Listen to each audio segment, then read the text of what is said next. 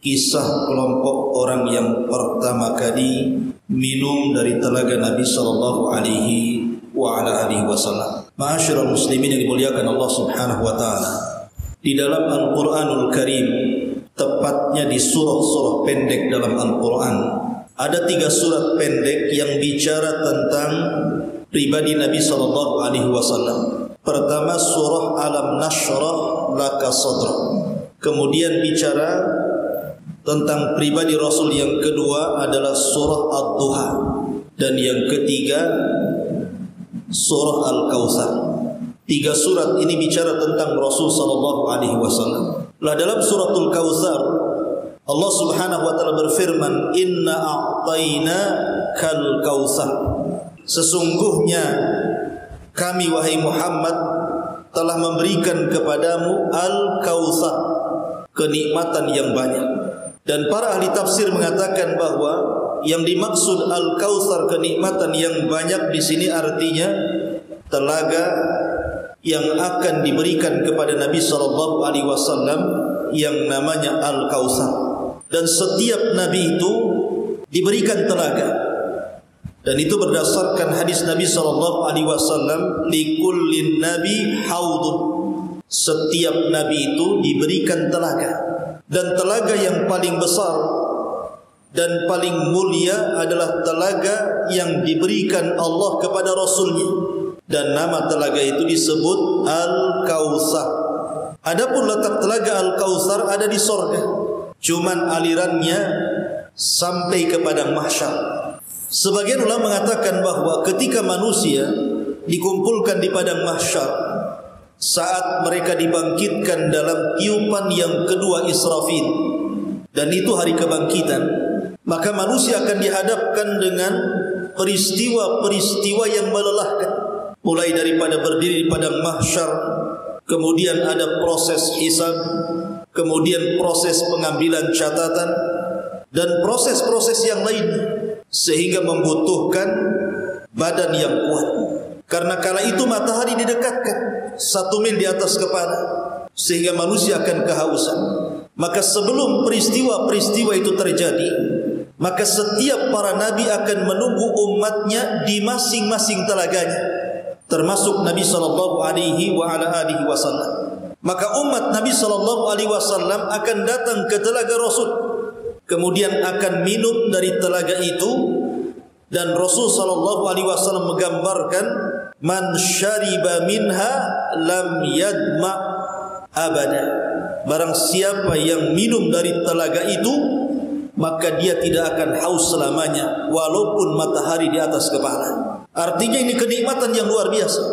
Lah di antara umat Nabi sallallahu alaihi wasallam yang pertama kali minum, dijelaskan dalam hadis Nabi sallallahu alaihi wasallam, mereka adalah ahlul Yaman, orang-orang Yaman. Mereka adalah orang yang pertama kali minum dari telaga Nabi sallallahu alaihi wasallam. Nanti kita akan jelaskan siapa ahlul Yaman. Kenapa mereka mesti yang pertama kali minum? Bukankah orang-orang yang mengikuti agama Rasul dari berbagai macam daerah dan negara? Kita lihat hari ini Islam menyebar di mana-mana. Tapi kenapa pula ahlul Yaman, penduduk Yaman yang pertama kali minum dari telaga Rasul? Ma'asyiral muslimin yang dimuliakan Allah Azza wa Jalla. Dan itu berdasarkan hadis Imam Muslim, di mana Nabi sallallahu alaihi wasallam bersabda, "Inni labi ukri haudi adudun nasa li ahli al-Yaman adribu bi asaya hatta yarfad alaihim." Kata Nabi sallallahu alaihi wasallam, sesungguhnya aku akan berdiri di dekat telaga, kemudian aku akan mengusir manusia, memberikan jalan kepada manusia, supaya penduduk Yaman yang duluan maju ke telaga, kemudian mereka orang yang pertama kali minum dari telaga. Kata Imam Nawawi rahimahullahu taala ketika mensyarah hadis ini, beliau mengatakan, hadhihi karamatu li ahli Yaman. Ini bentuk kemuliaan bagi penduduk Yaman. Ma'asyiral muslimin yang dimuliakan Allah Subhanahu wa taala, sedikit bicara tentang Yaman. Kalau seandainya disebutkan tentang Ruknul Yamani, kalau Anda haji atau umrah, di Ka'bah itu ada rukun Syam, ada rukun Yaman. menunjukkan bahwa Yaman akan melekat di Ka'bah namanya Ruknul Yaman. Dan kalau Anda cerita tentang Malikus Saba, rajanya orang Saba yang dikenal dengan Ratu Balqis, maka Anda akan diingatkan dengan Yaman. Kalau Anda cerita tentang Ashabul Uhdud, kisah orang-orang yang kemudian dibakar hidup-hidup yang disebutkan dalam Al-Quran, Qutila Ashabul Uhdud An-nari dhatil waqud ila akhiril ayat, maka Anda akan diingatkan dengan negara Yaman karena kejadiannya di Yaman. Kalau Anda bicara tentang Al-Ahqaf, bagaimana Nabi pertama Arab yang diutus oleh Allah Azza wa Jal, Nabi Hud alaihi salatu wassalam, maka kita akan ingat Yaman. Bagaimana pula kalau Anda cerita tentang Ashabul Fil, penyerangan Abraha terhadap Ka'bah Al-Mukarramah, maka Anda akan diingatkan dengan Yaman. Bahkan suku Jurhum adalah suku yang pertama kali menginjak di Ka'bah. Dari keturunan Jurhum inilah lahir bangsa Quraisy, dan dari bangsa Quraisy ini lahir Nabi SAW. Karena Ismail itu menikah dengan suku Jurhum, dan Jurhum itu dari Yaman. Kemudian juga ada Karb ibn As'ad atau dikenal dengan Tubbah, itu raja Yaman yang beriman dengan Rasul sebelum Rasul dilahirkan. Bayangkan, Rasul belum dilahirkan dia sudah beriman. Bahkan dia menasihati orang-orang Yahudi bahwa di tempat ini akan datang seorang Nabi, berimanlah kalian dengan dia, dan kalau kalian tidak mendapatinya, wasiatkan kepada anak-anak kalian. Begitulah ahlul Yaman, ikhwatu fiddin yang dimuliakan Allah Subhanahu wa ta'ala. Ibrahim alaihi salatu wassalam ketika diperintahkan Allah untuk mengumandangkan haji setelah beliau meninggikan Ka'bah bersama Ismail. Jadi Ka'bah sudah selesai dibangun Ibrahim, maka Ibrahim alaihi salatu wassalam menyeru manusia untuk haji ke Ka'bah. Allah berfirman, wa'adzin fin nasi bil haji ya'tuka rijalan wa ala kulli dhamirin ya'ti. Serulah kepada manusia untuk melaksanakan syariat haji. Nanti akan datang manusia berbondong-bondong dengan berkendaraan atau berjalan kaki. Maka ketika itu Ibrahim mengatakan, ya Rabb, suaraku terbatas. Bagaimana aku akan menyeru manusia supaya haji ke sini? Maka Allah memberikan mukjizat kepada Ibrahim dengan memiliki suara yang lantang. Ketika dia berteriak, suaranya sampai ke ujung barat, ke ujung timur, ke ujung selatan, bahkan ke ujung utara. Didengar semua manusia. Dan yang pertama kali mengijabah seruan Ibrahim untuk haji adalah ahlul Yaman, penduduk Yaman. Luar biasa. Itu di zaman Nabi Ibrahim. Ma'asyiral muslimin yang dimuliakan Allah Subhanahu wa ta'ala.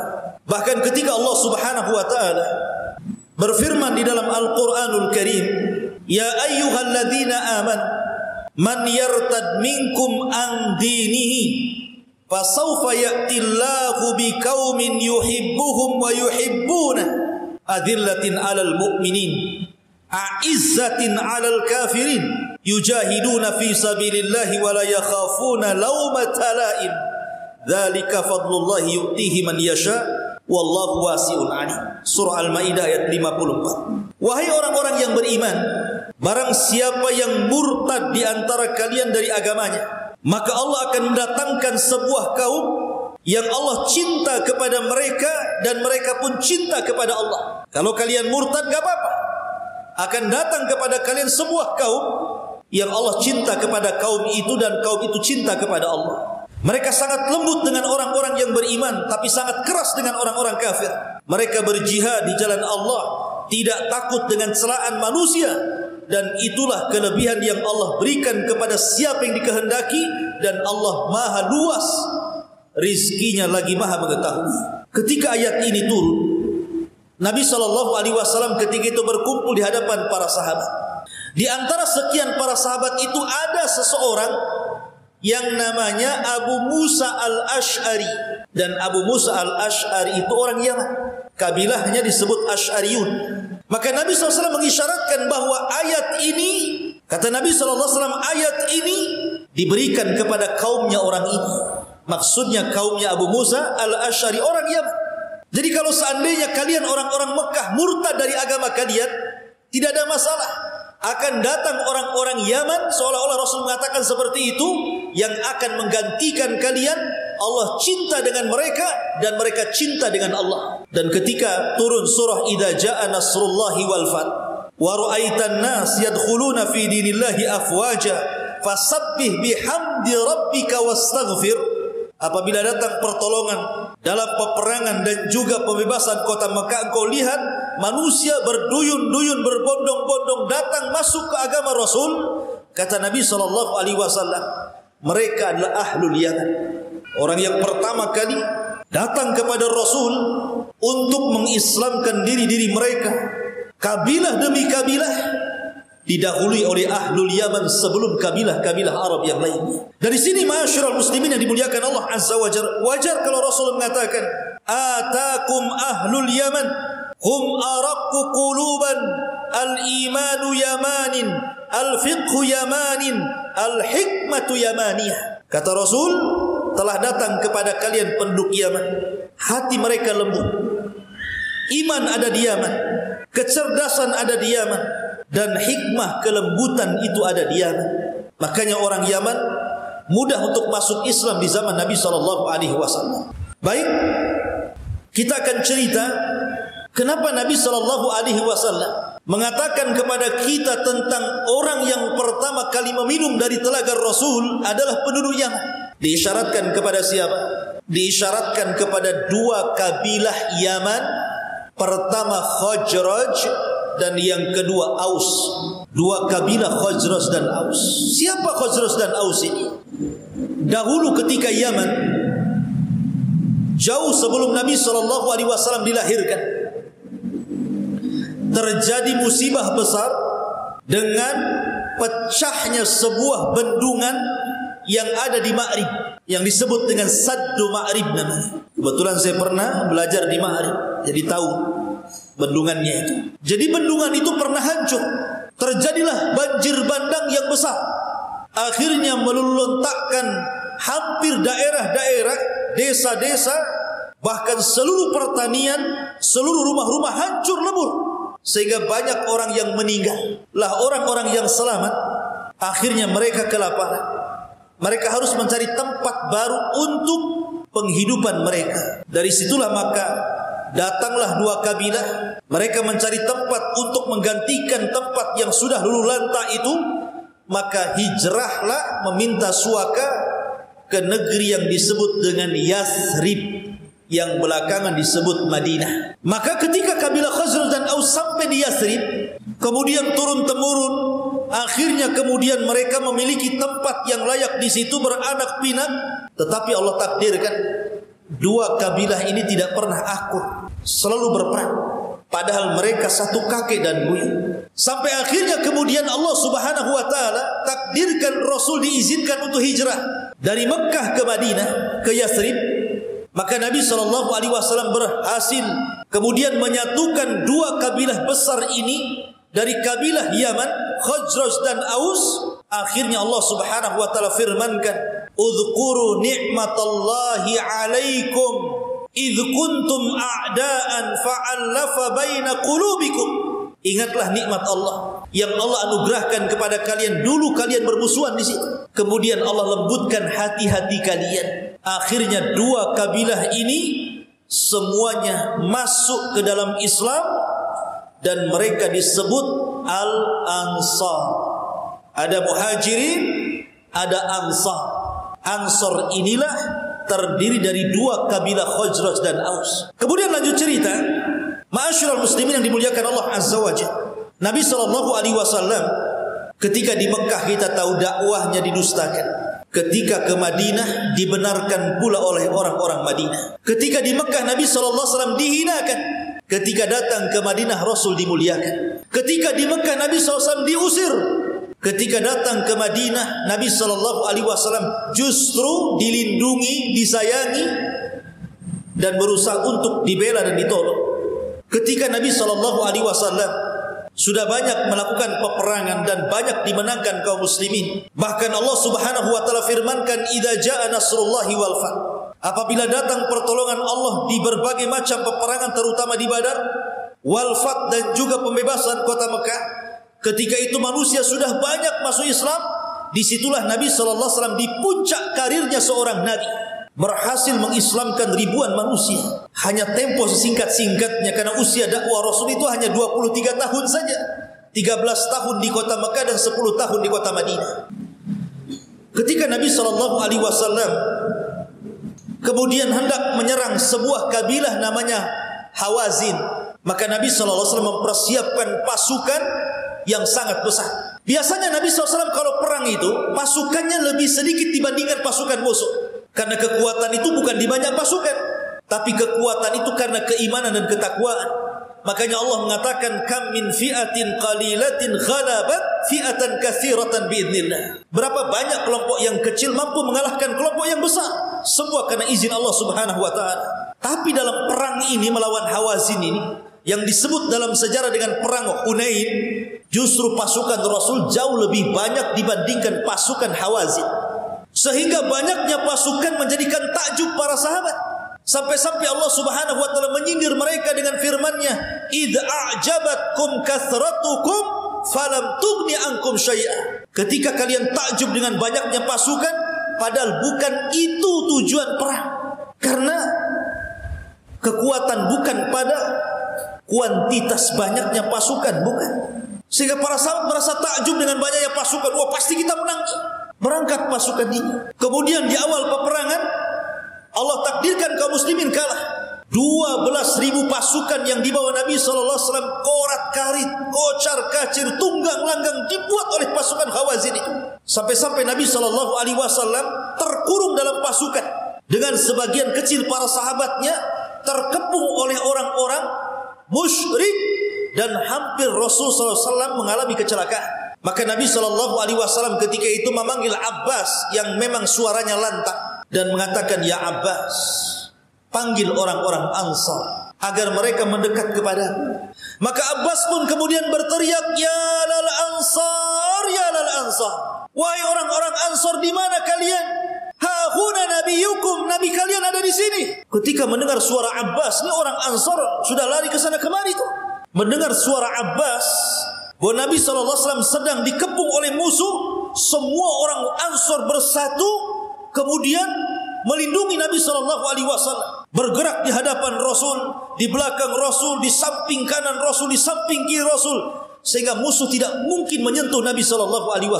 Luar biasa. Akhirnya Allah Subhanahu wa taala takdirkan kemenangan dalam perang Hunain karena jasanya orang Ansar. Walaupun banyak di antara mereka menjadi korban dalam perang ini. Tidak pernah dalam sejarah Nabi mendapatkan harta ghanimah peperangan sebanyak di perang Hunain. Ia dapat harta perang di perang-perang lainnya, tapi tidak sebanyak ketika melawan Hawazin. Ribuan unta, ribuan sapi, ribuan kambing, belum lagi emas dan perak, dan berbagai macam lagi harta rampasan perang. Nabi SAW mendapatkan kegemilangan yang luar biasa. Ketika selesai perang, Nabi mengumpulkan harta rampasan perang itu. Rupanya Nabi SAW justru membagi-bagi harta rampasan perang itu kepada tokoh-tokoh Quraisy yang baru masuk Islam. Seperti Abi Sufyan yang dulunya sangat memusuhi Rasul, dikasihnya 300 ekor unta. Aqra ibn Habis, Aslam dan yang lainnya. Sehingga seluruh ghanimah harta rampasan perang habis diberikan kepada penduduk Mekah, dan tidak ada sedikit pun harta diberikan kepada orang Ansar. Bayangkan, yang melindungi Rasul dalam perang itu orang Ansar, yang memenangkan perang itu orang Ansar. Ketika pembagian ghanimah, orang Ansar tidak dapat sedikit pun di situ. Manusiawi. Orang-orang Ansar pun membicarakan tentang Rasul SAW. Tapi orang Ansar itu adabnya luar biasa, akhlaknya luar biasa. Mereka tidak mencela Rasul. Mereka hanya mengatakan, "Yaghfirullahu li Rasulillah." Semoga Allah Subhanahu wa taala mengampuni Rasul sallallahu alaihi wasallam. Bagaimana mungkin kami yang berperang, darah-darah kami yang bercucuran, kami yang memenangkan peperangan, ketika pembagian ghanimah, kenapa mereka yang mendapatkan ghanimah sementara kami tidak? Maka kemudian mereka pun mengutus pimpinan mereka, Sa'd bin Ubadah, untuk menanyakan perkara ini. Datanglah Sa'd bin Ubadah kepada Nabi SAW, kemudian mengatakan, "Ya Rasulullah, mungkin telah sampai kabar kepadamu apa yang dirasakan oleh kaumku Ansar. Maka kemudian kata Nabi SAW kepada Sa'ad ibn Ubadah, ya Sa'ad, aina anta min qaumika? Kalau begitu bagaimana pendapatmu tentang kaummu, orang-orang Ansar itu? Maka Sa'ad bin Ubadah mengatakan, ya Rasulullah, innama ana illa mru'un min qaumi. Sesungguhnya saya ini sama dengan kaumku Rasul. Maka Nabi SAW mengatakan, kalau begitu kumpulkan orang-orang Ansar, jangan libatkan Muhajir. Saya ingin bicara dengan mereka. Lihat, Nabi SAW bukan pemimpin yang diktator.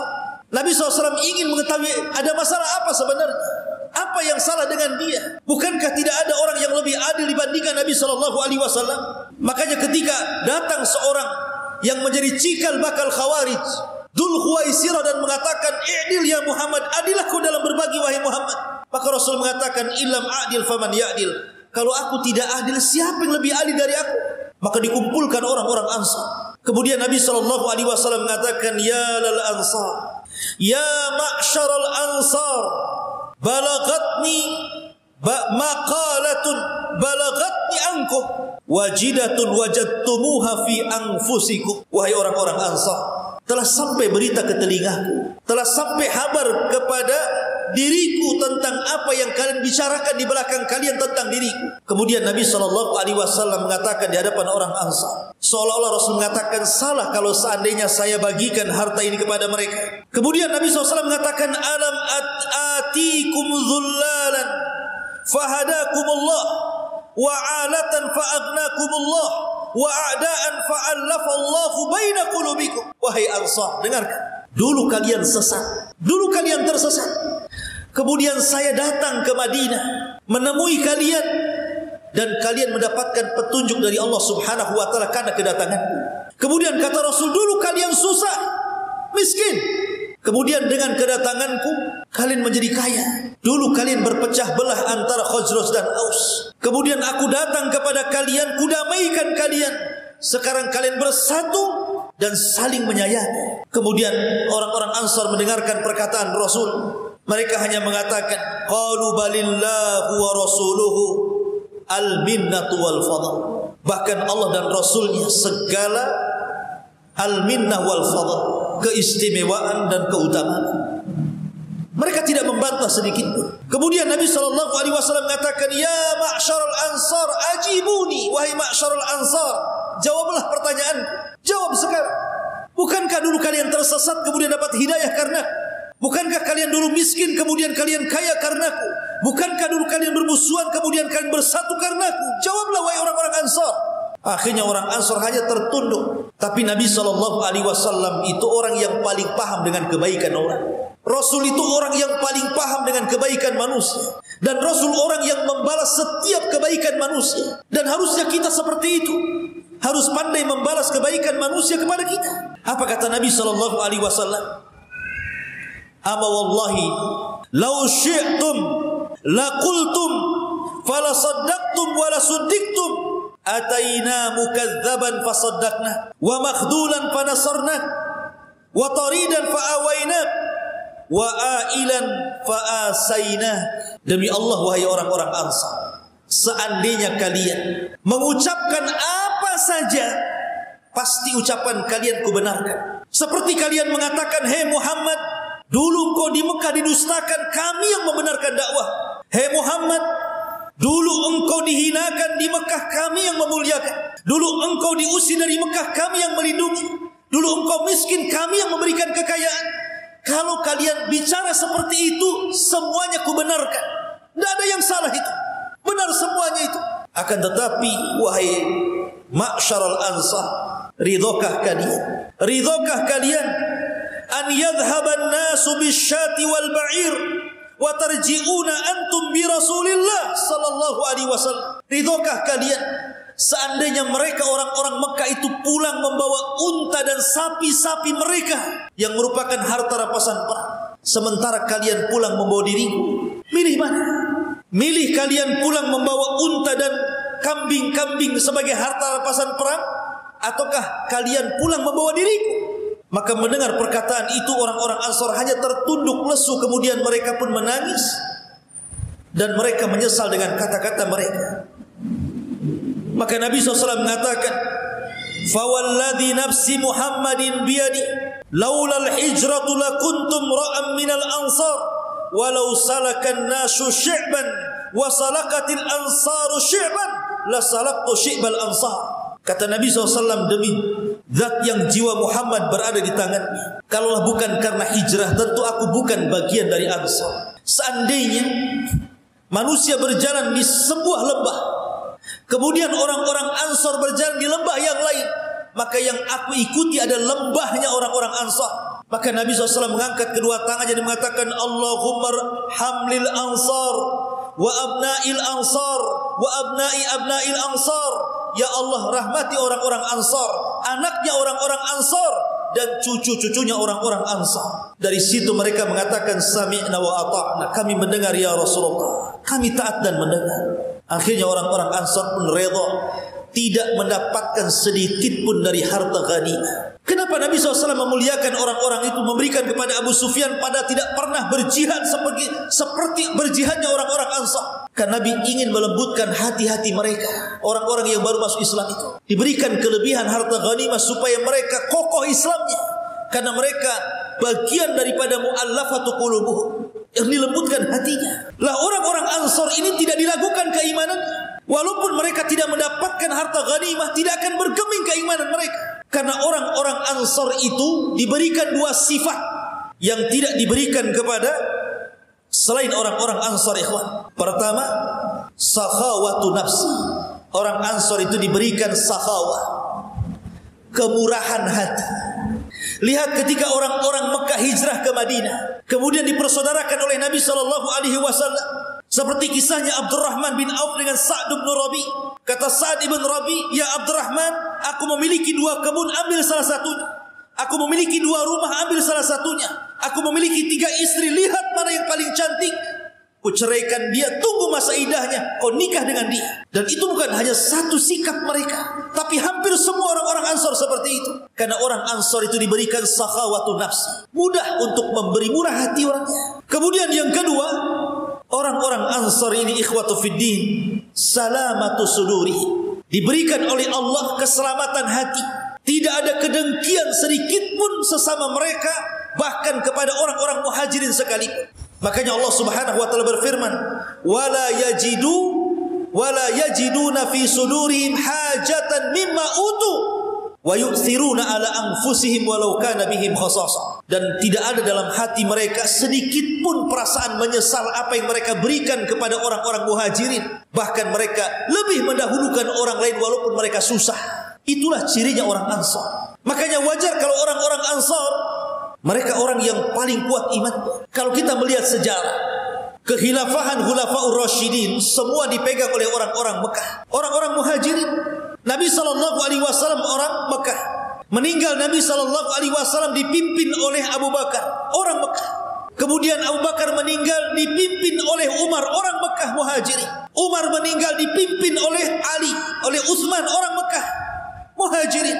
Utsman meninggal dipimpin Ali, juga orang-orang muhajirin. Ali meninggal dipimpin Husain, orang Mekah. Husain meninggal dipimpin Muawiyah bin Abi Sufyan, raja pertama yang mengasas daulah Umayyah, dan mereka orang-orang muhajirin. Daulah Umayyah runtuh, kemudian datang daulah Abbasiyah, keturunan Abbas bin Abdul Muttalib.